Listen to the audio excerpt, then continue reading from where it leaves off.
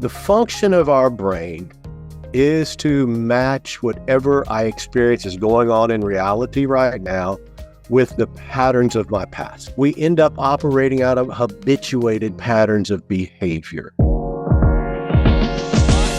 Welcome to Get Unstuck and On Target, the weekly podcast that offers senior leaders insights and strategies to not only lead with confidence and vision, but also to achieve groundbreaking results. I'm your host, Mike O'Neill. I coach top-level executives on the power of ethical leadership to forge teams to be as united as they are effective. In each episode, join me for insightful conversations with leaders just like you, providing practical advice to help you get unstuck and propel you and your company forward. Let's get started. Joining me is Dr. Les Cole. He is the owner and lead therapist of Ethos Behavioral Services. Dr. Cole is also the co-author of The Ketamine Effect, a practical guide to understanding ketamine treatment and your inner healing journey. It's this topic of ketamine that I'm most interested in because I had never even heard that term before a few weeks ago. So I'm looking forward to that conversation. Welcome, Les. Thank you, Mike. It's really good to be here. You now are a published author on a topic that I know very little about.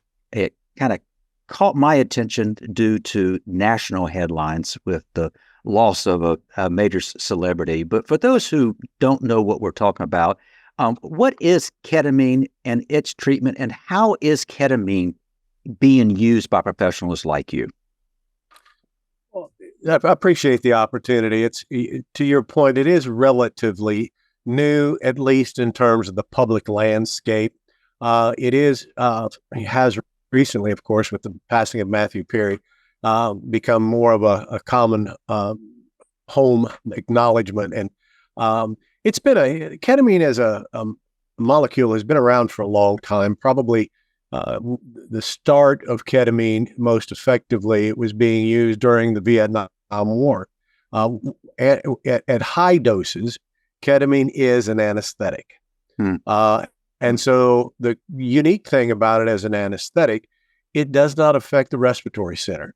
So a person can be put to sleep, lose consciousness, but you don't have to intubate, which of course gave it a lot of value in the field in terms of combat injuries, being able to transport people who would otherwise be in just unremitting pain. And so to be able to anesthetize them without having to worry about the needs to intubate. As ketamine began to be used more and more, some connections began being made, kind of collateral connections of, well, this person had hip surgery and, they were an elderly person, had quite a bit of co-occurring depression. And as the person began to heal and unfold, what's began to realize is, a lot of the depression symptoms have started to abate. And so it's really been strongly studied since the 70s. Needless to say, with the whole psychedelic movement in the 70s and the 80s and Timothy O'Leary, it kind of got back-burnered. But the research has gone on, and there's a lot of incredibly valid research now around ketamine in the role of treatment-resistant depression, anxiety, and also PTSD.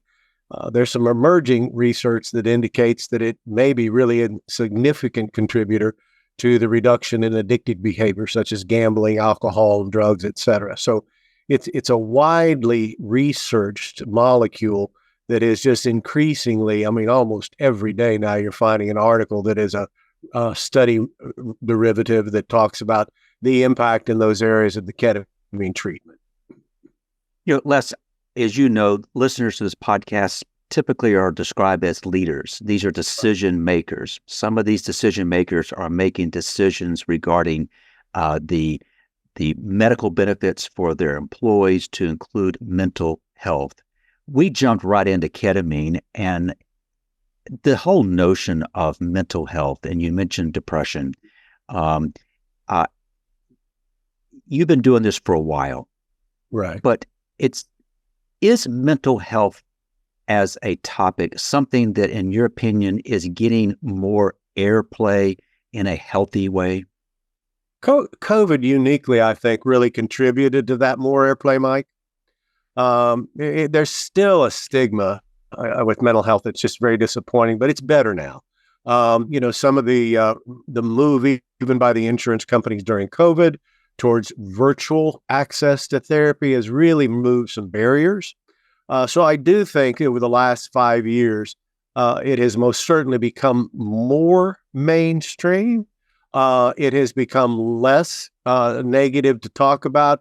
We've had athletes, we've had stars, we've had a lot of significant movers and shakers come out and talk about their mental health pilgrimages. So it is more in the forefront and it is more acceptable. There's still a huge stigma, though, when it comes to the workplace, military, et cetera, because of, the old kind of belief in mental health challenges. You've mentioned that COVID opened up some opportunities for people to have access to, but it probably also contributed to more mental health issues. Les, you have a fascinating background, and I didn't really properly introduce you, but in terms of what led you to what you're doing now, you have not only a master's in divinity, but you also have a doctorate in psychology and theology from the Candler School of Theology, which is part of Columbia Theological Seminary. And my question for you is, in your practice, in your working with patients, how have you been able to marry what may have been a pursuit and or a passion to your current way of mental health treatment? Mike, for full transparency, this entire pilgrimage that I've been on really got initiated when I returned from the Vietnam War. I was a young guy and went over there with all kinds of, real God country apple pie belief system, and encountered experiences that just shattered my world. Yeah. And when I came home, I can honestly say, of course, we weren't quite clued into PTSD at that time.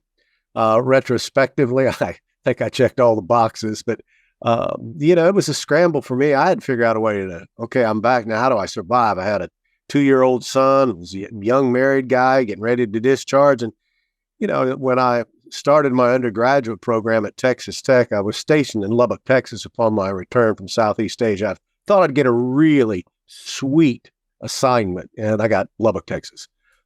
Great people, some of the ugliest territory in the world, but Tech was cheap to go to. So I put together, back then it was called a Bachelor's of General Studies. Mm-hmm. And I had majors in psychology, sociology, theology, philosophy, and anthropology. Goodness, all the ologies. Well, all the ologies, I thought, maybe I can get a grip on this thing called being human, looking at it, all these different facets. And so my love for and interest in psychology and theology and spirituality kind of rolled. And, my own personal pilgrimage towards healing was also deeply embedded in that. So, did my master's degree in theology, served churches for 20 years, and did my private practice on the side. In 86, moved to Atlanta to go to Emory and Columbia to do the dual degree in theology and spirituality. And then went into full-time practice in 91, feeling like that was just a better use of my sense of call, Mike. And so since then, I've been doing therapy in different manifestations. And, I'm old enough now, long enough in the tooth, and been doing this behavioral health, mental health thing long enough that I can tell you there's been at least 5 or 6, this is it in my career. And none of them were it. They were good and were contributors. But one of the real frustrating things about the work I have done is can be a slow slog. Towards health and wellness. And also it can be very, you can have a reduction in symptoms, but you really don't have a change in life. And when I ran across the data and research on ketamine, and then what I've seen since I've been utilizing ketamine in my practice, I would frame it, it's the difference from addressing treatment towards the reduction of symptoms to treatment towards the healing of the causal components. And so it's just radically different. And so to answer your long-winded answer to your question, how I got to where I'm at right now is it's really been my personal pilgrimage that has also driven it, figuring that, it's most uniquely individual, may be most generally applicable. You made a comment, a slow slog, and that even listen to the word, it kind of embodies this kind of the concept. I don't know if this is part of what you will find, but this is what I wrote down regarding your book. And it reads, do you feel like you've tried everything to heal your trauma, depression, or anxiety, but nothing works long-term? Do you find yourself searching for answers, but feel like an invisible force is holding you back from a more profound healing? If so, this book is for you. The Ketamine Effect will show you how to break free from your change-resistant mindset with or without treatment. And what caught my attention about that, Les, is that the nature of mental health, so often treatment is for the person going through, it may feel like a slow slog and things may not be working. You're introducing me, you're introducing our listeners to that which is new. Ketamine strikes me as something that probably is caught on in part because maybe what's worked in the past hasn't continued to work. How long have you been using ketamine in your practice?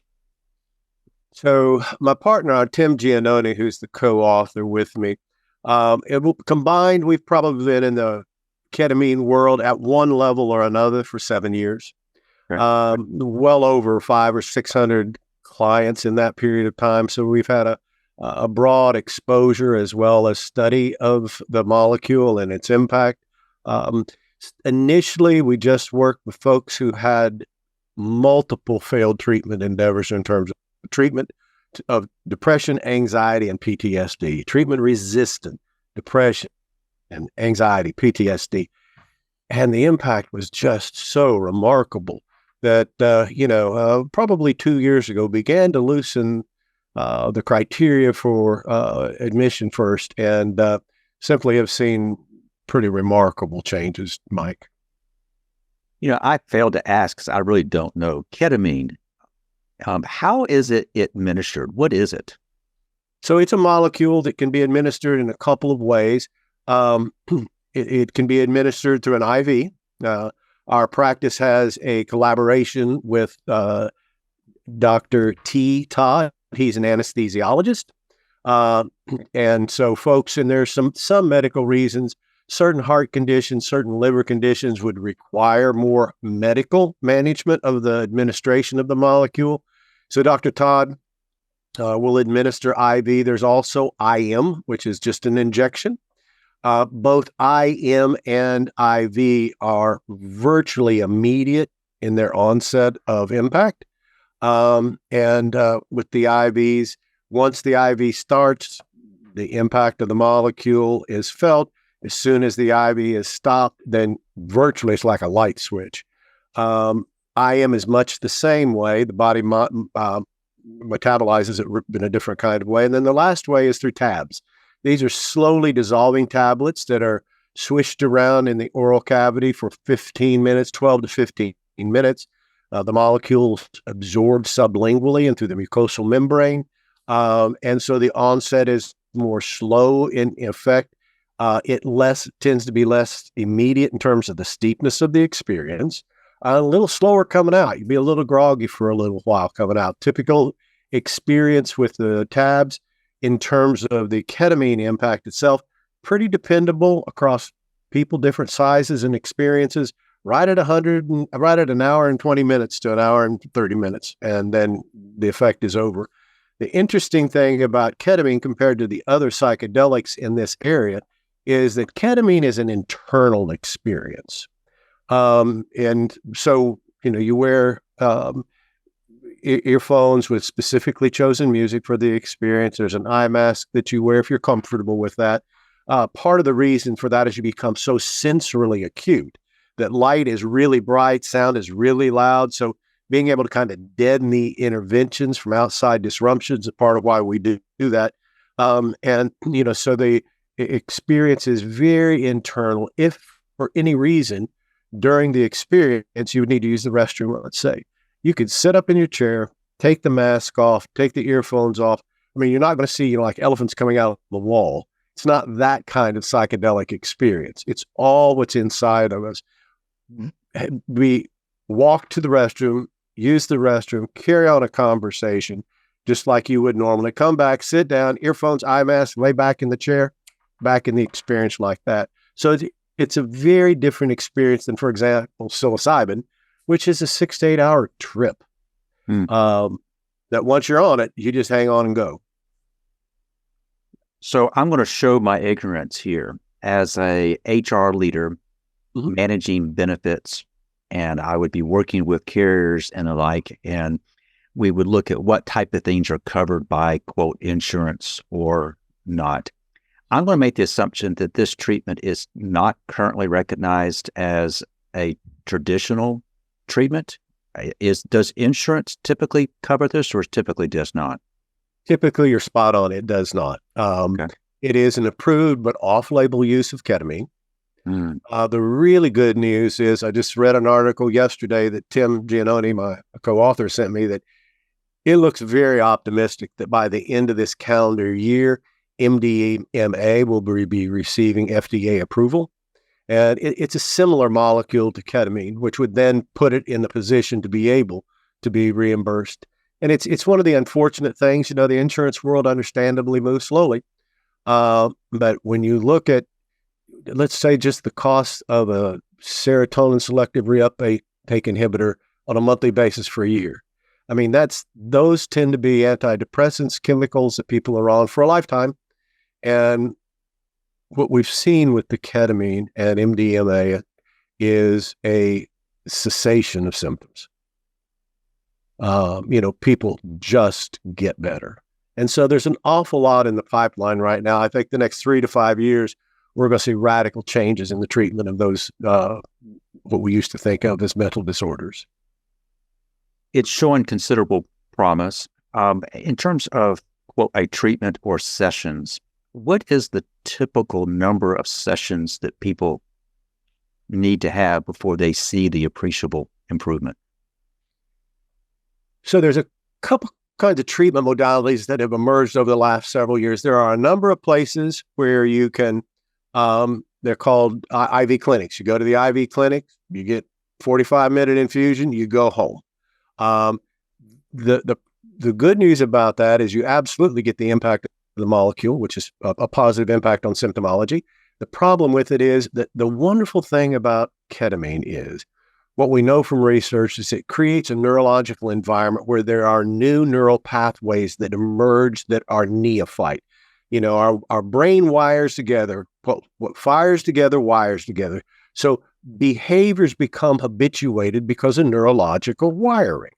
These are new metaphorical wires that become available that are not dedicated to old patterns of behavior. So if we do the work with that, that's what the ketamine-assisted psychotherapy is, then we'll be able to utilize those towards new patterns of thinking, believing, behaving, etc. If you just do the IV only, you're going to have symptom reduction as if taking the SSRI, but the impact will erode over 72 hours. And so you're really not being able to maximize what I think is the long-term benefit of ketamine, and that is truly changing the neurology, and with that, the way we see life. And so we start out with a bundle of 4 services. Most of our folks start with the tabs because the tabs are a little less intense in experience. A little bit more of the experience is recallable at the end of the experience, which is the very core of what we utilize to begin to maximize those new neural pathways. We do 4 sessions. First session is really kind of a dosage session. Now, they will have a medical exam and dosage will be prescribed, but the typical first dosage was somewhere between 50 and 150. But we don't know, and that's based on height, weight, and physical condition. But like I'm 6'2", about 230 pounds. So a prescription dosage for me would be about 400 milligrams. At 150 milligrams, I'm home. I mean, whoa. So I'm very sensitive.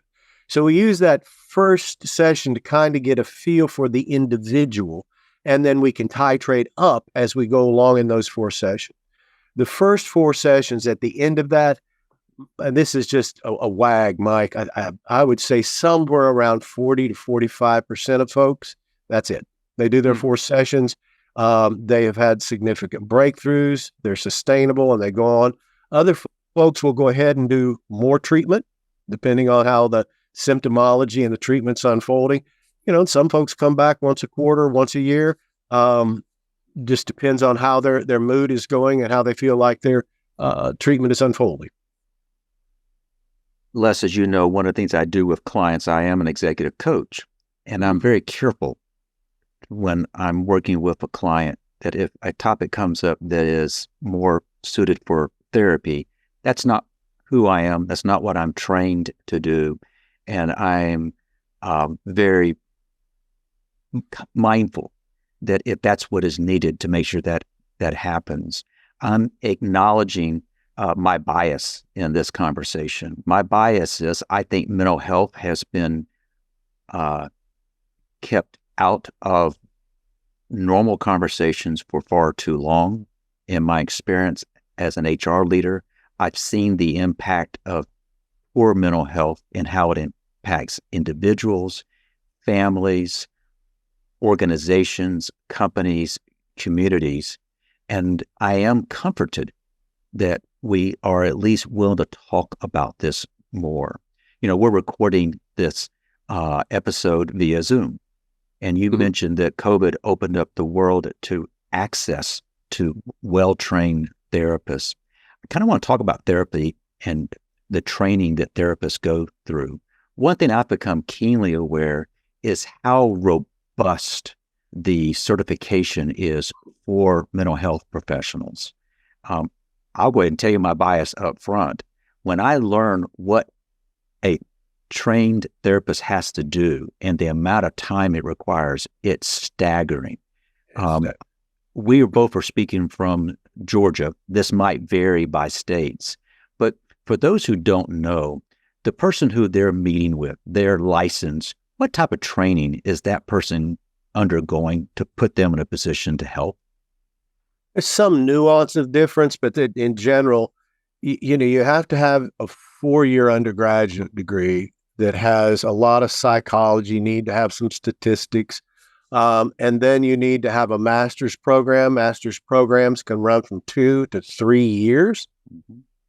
And once you have a qualifying master's program in psychology, counseling, and associated field, you become eligible for what's called an associate's license.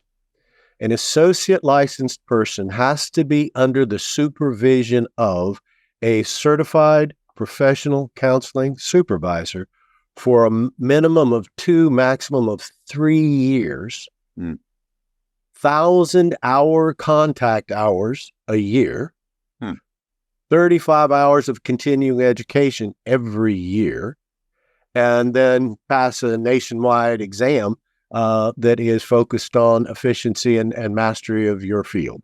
So it is grueling, and it's tough. I mean, it is really tough. It's hard to find jobs as an associate because that work's not reimbursable by insurance companies. So it is a grind, and that's part of why we have such a shortage of mental health therapists. But they are, as a field, incredibly trained and supervised so that their practice, by the time they're fully licensed, you should have somebody who is really competent in their field. I appreciate you sharing that. I wanted our viewers and listeners to have confidence that if they or someone they know or love reach out, that if they're working with a licensed individual, they have been through extensive training. Les, as we've kind of talked through, we've only scratched the surface of what ketamine is and how it kind of works. And I know that your introduction started about 7 years ago, and it's just now beginning to capture people's attention like mine. And you are encouraged, I think, based on your comment, that there could be a more acceleration and acceptance of maybe not ketamine itself, but a close relative of it. Needless to say, you just co-authored the book. This book has just been released. What have you found for those who have read the book and have reached out to you directly? What questions have you been receiving that surprised you? Mike, I don't think they've surprised me. Well, probably bias confirmation. It kind of illuminated what really drove the book. I mean, one of my biases, and I've been in the mental health world a long time, man. I've been doing this almost 50 years. Is that, in my opinion, far too long. This has been, mental health therapy has been the domain of the guru. You go, you have somebody who's got all the knowledge and answers, and you kind of sit at the feet and they help you get better. The reality of it is, for the folks who listen to this, if you go look for a therapist in your first session, if you don't connect, if it is not an engaging relationship, go find somebody else. Most of the data suggests what heals. I mean, there was a study done back in the late 80s, all of the different therapeutic interventions, as well as a couple other interventions as to what was best. And what came out at the top of the list was Oprah show.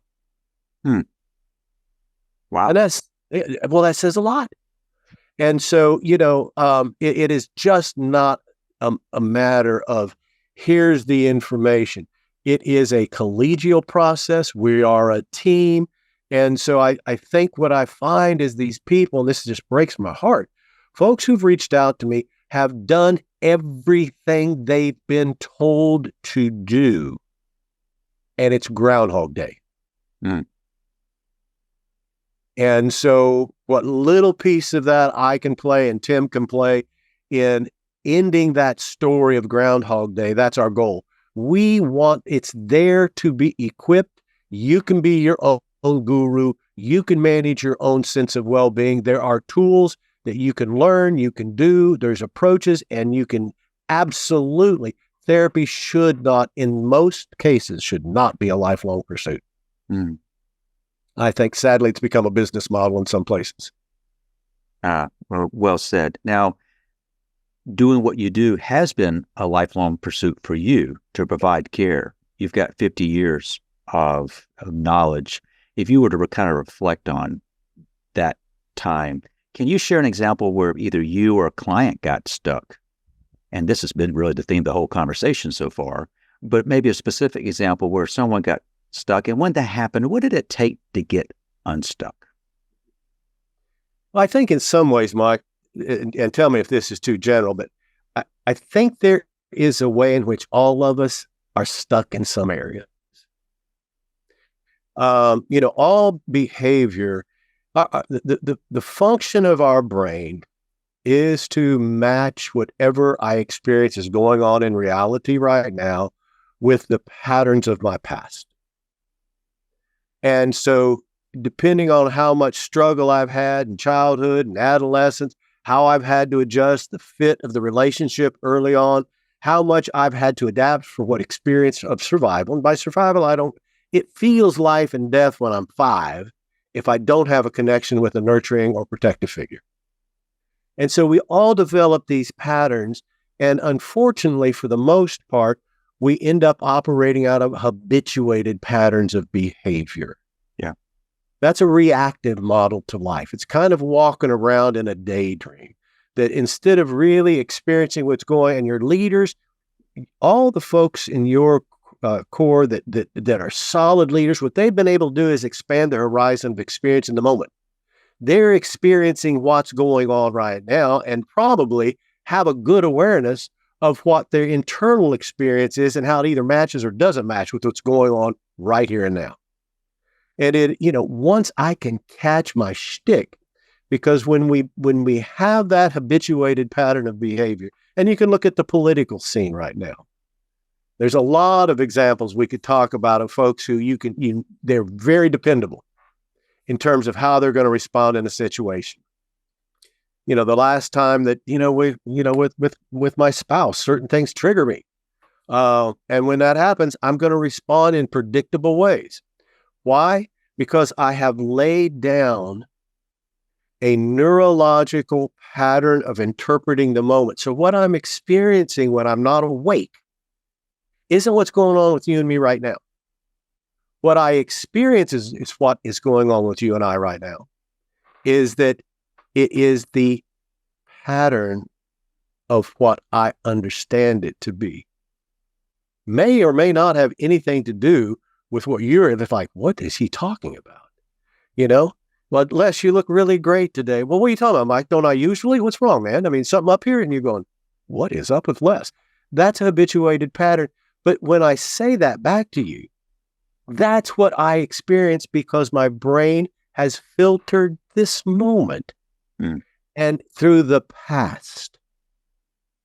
And so those are habituated responses. And in a leadership role, we're always going to know when we do that because it breaks down collegiality, it breaks down creativity, it becomes authoritarian, and all of a sudden the balls start rolling in the wrong direction. So, none of us have to go very far to figure out, oh, yep, that's what happens to me when that happens. You made reference in a leadership role.